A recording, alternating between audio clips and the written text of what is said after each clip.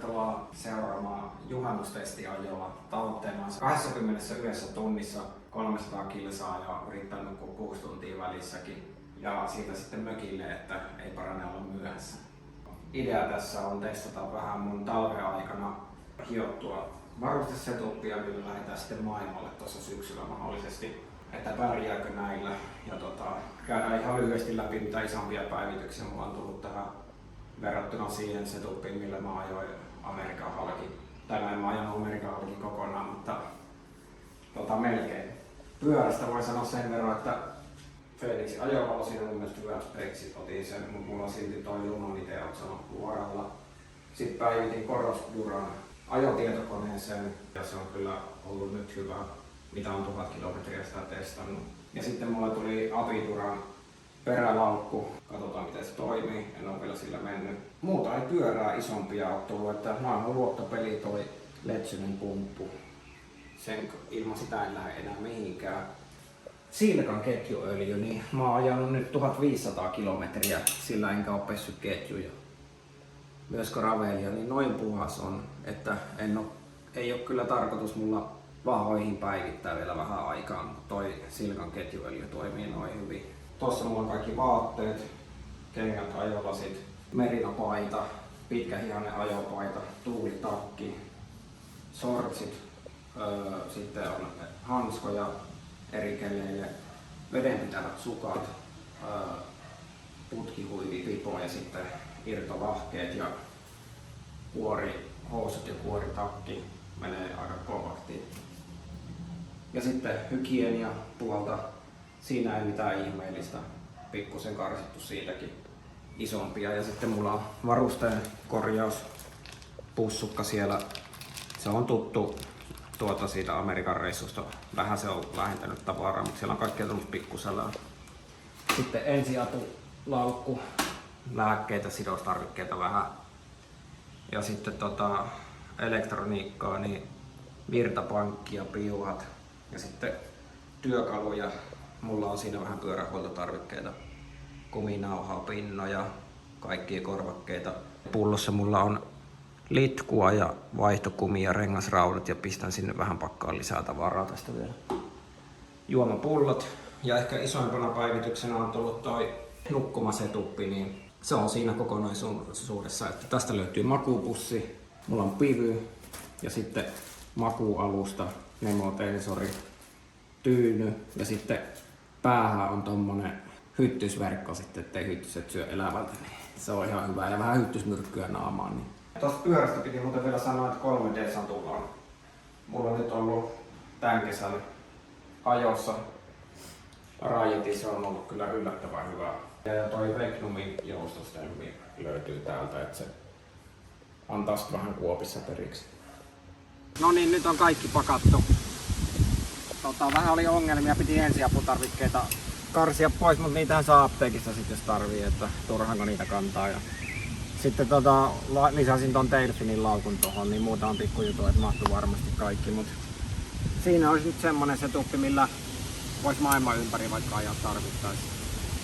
On mietitty koko talvi, että mikä on minimimäärä ja tietysti jokaiselle se on eri, mutta mulle se on nyt tää. Mutta lähdetään katsomaan, että miten tässä käy nyt, niin ei muuta kuin kovaa ajo.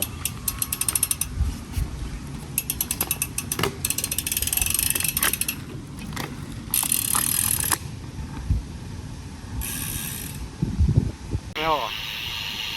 Tässä vielä tekemistä. Kello on 3:30 jo iltapäivällä. Ja vasta startattiin. Katsotaan miten homma eteen. Tosi savuttava auto meni tosta ohi. Niin oli silleen, että tää on tuttu ja turvallinen tila. Että kun kunnon pakokaasuhöyry haisee nenässä. Niin sitä nimittäin Väli-Amerikassa ja Meksikossa vähän haisteltiin rekkojen.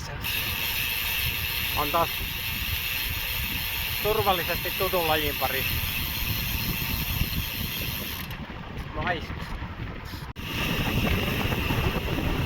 Nyt on 50 kilsaa ajettu. Ekat kauppataukoista. Tässä on oikein näköinen hylly. Otetaan tästä pari. Tämähän on niinku suurimmaksi osaksi syömistä tää pyöräily. Että tossa kaupalla kiskasin nopeeta croissanttia ja smoothien, banaanin naamari ja sitten karkkipussia, suklaapatukka ja taskuun, niin meno jatkuu nopeeta, mutta no, tää on kyllä kova tuote. Tänä vuonna vasta löysin niin tämmösiä taateleita, mitkä on kirpeiltä maistuu. Vitsi kun on hyvä ja pyörä kulkee näitä. Uppoo tosi helposti. Mähän en hirveästi etukäteen suunnittele näitä syömisiä täällä pyöräillessä, että mä oon havainnut, että jos kantaa paljon ruokaa mukana, niin se jää syömättä. Et paras taktiikka itselle on se, että menee kauppaan ja ottaa sitä mitä mieli tekee. Et se pitää olla semmoista, mikä siinä hetkessä maistuu. Mulla on sen verran aina jotain vähän keeliä ja patukkaa kuitenkin mukana, että pärjää sen 150 kilsaa ainakin. Yksi lakisääteinen vessatauko tossa. Ja tuosta Riottin satulasta piti sanoa sen verran vielä, että sehän on tommonen halppis Kiinan satula. Mutta mulla on ollut varmaan 40 eri satulaa, kaikki huippumerkkien. Yli 300 € satuloita. Niin yksi Fitsikiltä on ollut itselle sopiva, millä mä ajoin Amerikankin halki, mutta muuten niin ei ole löytynyt nyt, kun mä oon halunnut vähän tasaisemmalla profiililla sen. Mä kattelin kaikki eri muotoja mitä on, niin ton mallista ei ollut niinku kellään normaalilla valmistajalla, niin ajattelin, no tilataan nyt sitten. Maksoi 40 € ja on ollut paras satula mitä mulla ikinä on. Miettikää, että on ollut useampi 10 satojen eurojen satuloita, niin ei se aina ole se, että pitää olla se brändi. Tietysti ei halua tukea Kiinan halpakauppaa, mutta tää reitin alkupätkä niin valikoitu vähän sen mukaan, että missä mä en oo aiemmin ajanut, että ei oo kaikkein parhaimmat maisemat tässä ollut. Just kun pääsin kehumasta maisemia, niin tämmönen tosi makea maalaistie alkoi täällä. Nyt lähdetään pudottelemaan kohti lounasta. Täältähän löytyi peesiapua. Eihän tämmönen harrastelija pysynyt oikeitten pyöräilijöiden perässä alkuunkaan. Kaverit paino kovaa hyvällä sykkeellä. Pisto tänne tekee muutama ruutu. Tää ruudunmetsästys on semmonen maapallo on jaettu ruutuihin ja sitten kun lihasvoimi tai tuulella tai gravitaatioavulla käy niissä, niin niitä ruutuja on sitten metsästetään hurjan lailla milloin mistäkin. Mä oon nyt tänä vuonna vasta tosissaan ruvennut kerään niitä ruutuja, niin täytyy sanoa kyllä, että on vienyt semmosiin tosi siisteihin paikkoihin lähellä kotiikin, missä ei ole ennen käynyt. Ihan komia kartano, keskellä ei mitään täällä. Kaikkea, se tää ruudunmetsästyskin ihmistä vie, niin enpäs tommostakaan näin. On kyllä kaunista. Suomen kesä parhaimmillaan ja rentouttavat luontoäänet vaan kaikuu täällä. Tämmönenkin vetoapu tuli tähän vielä. Tää on Espoosta lähtenyt IK32 lenkki. Ihan sattumalta tuli tuolta sivutieltä tähän veesiin, niin nyt maistuu.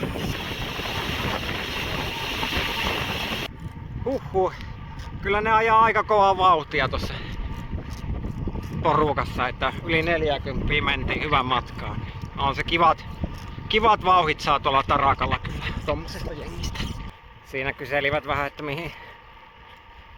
minkälaista reissua mä oon tekemässä, niin sanoin, että vähän kamojen testailua tässä mökille menossa, että metsässä yksi yö, niin hyvin sanoi se toinen kaveri, että on se tuokin harrastus, että minä tykkään kyllä nukkua lakanoissa. Harrastuksia on moneen lähtöön, että on se lakanoissakin nukkuminen tietysti ihan yksi harrastus. 110 kilsaa on täynnä, kello on 8:30 illalla. Meinas tulla vähän hätä tossa, että oliko täällä sittenkään täällä mitään kauppoja, mistä saapi vielä iltapalaa, mutta kyllä tuossa löytyy yksi, niin saa sitten viimeisen illallisen vielä. Katoha! peltilehmää ja veturia ja hieno paikka. Vähän gravelipätkäkin GP5 tonnisille annetaan. Ajoin epähuomiossa se ainoan kaupan ohi sitten. Se jäi niin taakse, että en jaksa enää kääntyä sinne. Pitää tehdä pieni reittimuutos.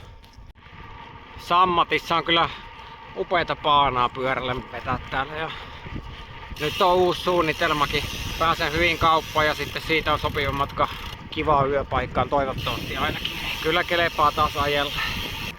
Tässä on menty maailmalla pitkin poikin, niin ihan kiva tehdä nyt tämmönen pikkuvideo juhannuksen alla Suomen kesäisestä pyöräilyretkestä.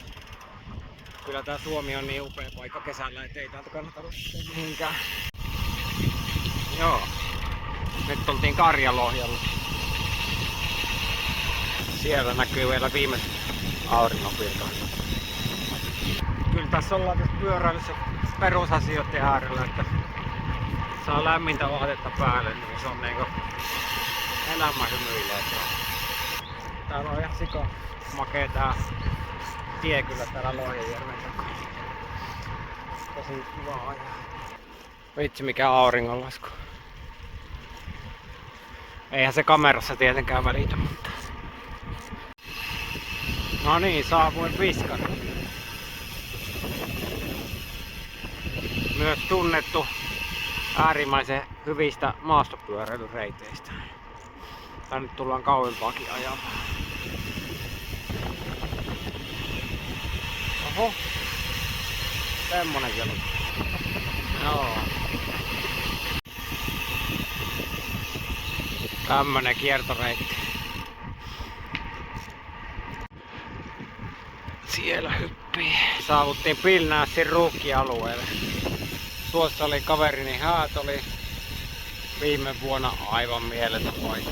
Hauska, että en jaksanut 8 kilometriä kääntyä takaisin siellä aiemmin sinne kauppaan, niin nyt tulee 20 kilometrin lenkki. Ei vittis ihan hirveen lyhkäiseksi vetää yöuniakaan. Uni on ihmiselle tärkeää. Se on jäänyt vähän vähemmällä viime aikoina. On se kyllä ihmeellistä, että kello on nyt 11 illalla ja täällä se Suomessa vielä auringonvalo kajastaa. Vihdoin tauolle tänne Karjaa ST1. Ei ollut enää muuta autoa, mutta on pizzaa ja vähän evästä tosta. Kello on 11:30. Niin. Nyt on tauko pidetty. On uudesti syntynyt. 165 kilsaa oli tossa ja oli ajanut 115 kilsaa ilman taukoja ja oli vesi loppu 50 kilsaa sitten. Kun ne kauppasekoilujen takia niin ihan älyttömän kylmä aina tulee tommosen ruokatauon jälkeen. No niin, nyt on Pohjan keskustassa.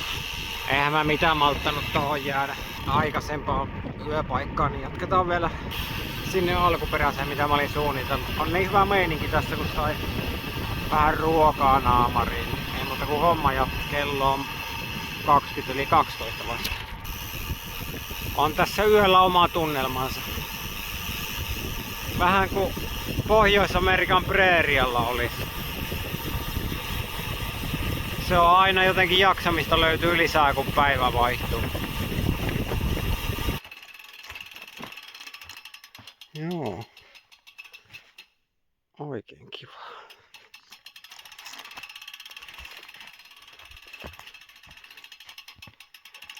Wow. 193 kilometriä. Olihan siinä tekemistä. Tolleen työpäivän päälle. Mitähän kello on jotain vartin yli 1. Voi vitsi. Täällä sitä kelpaa kyllä. Ei täällä ketään. Se oli se joku tutkimus, että maisemat näyttää paremmalta. Kun niitä eteen on tehnyt ensin työtä, että pyöräilijät ja haikkajat ja tommoset niin kokee paljon enemmän tyydytystä maisemista kuin jos hurattaisi autolla vain. Kyllä se varmaan näin on. Kannattaa pyörää 200. Niin. Joo, ei muuta kuin yötoimille tästä nyt seuraavaksi. Huomenta vaan täältä metsän keskeltä. Kyllähän täällä hyvin nukkuu. 2 nukkumassa. Kello on nyt 6:45. Pivy toimitteli ihan hyvin. Ei tässä juuri kondenssiokaan yhtään. On se viileä vähän aina vetää, kun on kosteet kamat päälle, mutta mukavasti aurinko lämmittää. Ja vitsi mikä paikka, nyt vaan kamat kasaa reippaasti ja homma jatkuu sitten.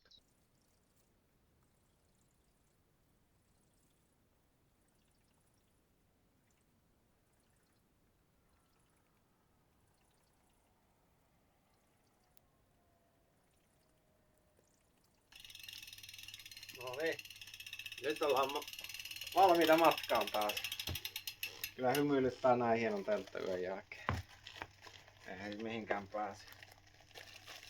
Aamupala syödään sitten tuosta lennosta. Mä ostin eilen illalla tuolta huoltoasemalta sämpylä ja 1 trippimehu, niin tällä jaksaa 100 kilsaa kyllä aivan varmasti. Mitä on tarkoitus vielä tässä ajaa. Hyvä, sit mennään.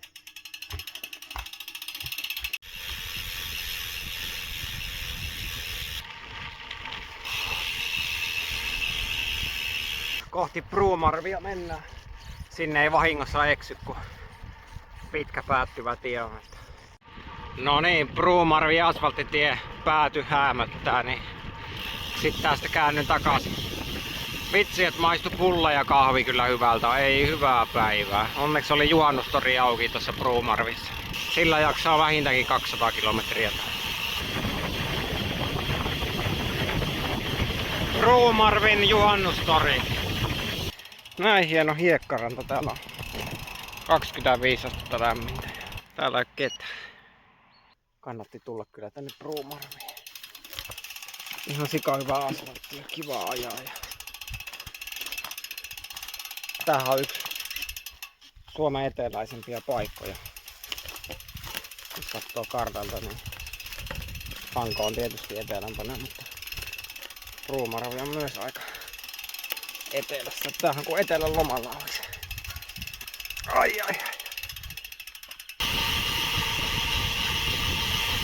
Aina ei tarvii ulkomaille lähteä. Pääsee ajaa hienoissa paikoissa. Ei muuta kuin Suomessa matkailua lisää. Kyllä täällä on kiva mennä ja helppoa. No niin. Saavuimme juuri Tammisaareen.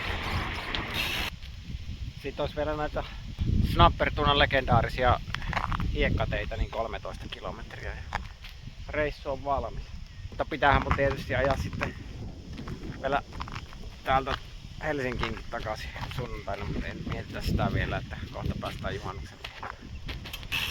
GP 5 tonnisille gravelia. Taas. Ärsyttävää natinaa pitää toi Apiduran laukku. Joutuuko sitä taipumaan ja hommaamaan sen Delfinin räkin sittenkin? Mä oon sitä koittanut vältellä. Kaikki loppuu aikana. Niin kuin tämäkin lehti. Joo, pikkusen vajaa 300 kilsaa, 21,5 tuntia. Ja 3300 nousumetriä ja 6500 kaloria. Ja mitähän vielä.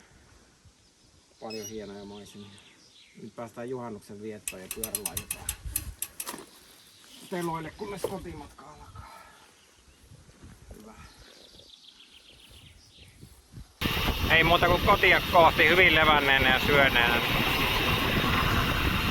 Kyllä kelepaa taas ajelu.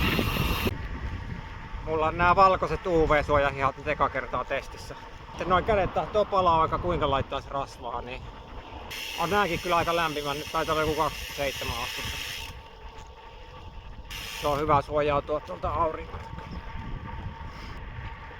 Mitkä maisemat.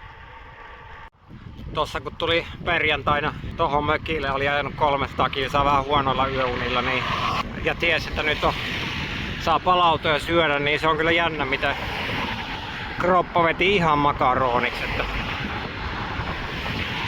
tuli todellakin tarpeeseen lepo. Mut sitten mietin, että miten ihmeessä sitä oikein jaksanut joka päivä ajaa sen 200 vähintään. Että se Jonas Steitzman sanoi, kun se ajoi Cape to Cape -ennätyksen. Tää saksalainen ultraurheilulegenda, että kun tuli vähän flunssaa siinä tai huono olo, niin ei voi pysähtyä, ettei ruvea palautumaan. Pitää vaan jatkaa, pysyä liikkeessä koko ajan. Niin sillä se on. Niin kaveri tuumasi tossa, että toihan kuulostaa ihan alkoholismilta. Noin kai se sitten on, että kyllä pyöräholismi, sitä se on sitten. Alkoholistikaan ei voi lopettaa, ettei tule huono olo, niin sama se on tässä pitkän matkan pyöräilyssä. Kerrankin on tuuli menosuunta, että yleensä se kääntyy aina vastaseen, menee ihan mihin suuntaan tahansa. No niin, tää tauko tuli todellakin nyt tarpeeseen, kun 55 tässä on ajanut ja kyllä kulkee. Ihan jonkun verran tohon paaluja lyöty tohon kentälle, että aika iso halli tulee tai mikä niin. Ei vois paljon paremmaksi muuttua enää, että tuuli tulee perästä ja pulla kädessä ja kampia pyörittää, niin ai että, kyllä pyöräilijää hymyilyttää tämmönen sunnuntai. Nyt uudelleen käsitellään tän tien aiheuttamaa traumaa. Oli yhtä kova tuuli viimeksi kun ajoin tästä, mutta ajoin toiseen suuntaan, niin mietin elämänvalintoja, kun koitin puskeen vastaseen. Nyt tää pyöräily maistuu kyllä yllättävän hyvin. Näissä mielipide aina vaistuu. Mä oon miettinyt, pitäisikö kuitenkin ruveta harrastaa vastatuulipyöräilyä, että jos on tämmönen myötäinen, niin menis junalla toiseen suuntaan ja sitten pyöräilisi sen vastasen. Onhan tää nyt vähän liian mukavaa, että ilman mitään työtä niin 3 viittaan. Eihän tää oo mistään. Pitää olla vähän kärsimystä. No.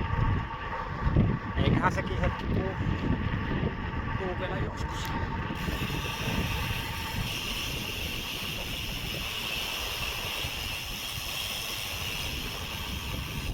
Nyt ollaan toistamiseen jo Euroveloreitillä. Nää ei petä ikinä kyllä. Kannattaa tsekkaa ja ajaa näin. Siellähän meillä häämöttää Suomen korkein rakennus. Nimittäin Prysmian kaapelitehtaan uusi torni. Ne tekee merikaapeleita, niin se valmistusprosessi vaatii, että sen jonkun kaapelivalamisen jälkeen pistetään roikkueen kuivumaan se. Ne pystyy tekemään niin pitkää kaapelia kuin on toi tornin korkeus, niin se on nyt Suomen korkein rakennus. Toi Prysmiahan on siis Kirkkonummella niin maailman suurin ja johtavin merikaapelin valmistaja. Että on sitä osaamista Suomessakin.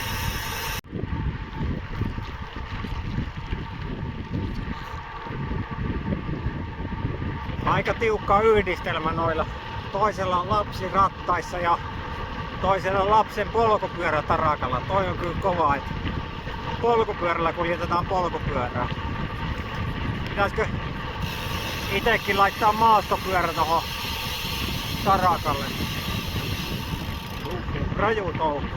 Unohdin kokonaan kuvata tossa. Mä saavuin Helsinkiin ja kävin paloasemalla tossa morista omaa vuoroa, kun mä nyt pois. Tästä sitten Helsingin läpi niin kotia ja juhannusreissu rupeaa olemaan paketissa. Täällä ollaan Töölönlahdella. Tää on kyllä hauska, miten nopeita Helsingin läpi pääsee tätä pyöräpaanaa pitkin. Että on kyllä upeata, miten kaupunki on panostanut tähän pyöräilyyn. Tuli mieleen, kun tuossa oli sitä keskustelua siitä, että satsaukset on mennyt hukkaan, kun pyöräily on vähentynyt, niin siinä ei huomioitu sitä, että se suhde pyöräetu on poistunut. Et sen vaikutus pyöräilyyn on ollut ihan valtava, mutta kyllä se, että on helppo pyöräillä kaupungissa, niin varmasti lisää pyöräilyä. Mutta sitten taas se, kun ne puhuu sitä, että se mäki pitäisi poistaa, niin siitä mä oon kyllä eri mieltä, koska vaikka ei jaksaiskaan, niin se taluttaa sen siinä tulee liikuntaa, polkee mäkeet. Maat, missä asuu kaikista pitkäikäisemmät ihmiset, niin ne on vuoristoisia ja mäkisiä, ne joka päivä liikkuu siellä. Se on juhannusreissu nyt ajettu. 420 kilsaa taisi tulla aika lailla. Ja ei ollut tarkoituskaan olla mikään maailmanluokan urheilusuoritus tällä kertaa, vaan vähän fiilistelyä ja varusteiden testailua. Et vähän liian vähän oli kärsimystä tällä kertaa. Täytyy vielä sanoa, että Suomessa on kyllä niin mahtavia paikkoja kesällä ja hieno luonto, että ei tarvii lähteä aina niin kuin maailman ääriin, että saa hienoja pyöräilykokemuksia.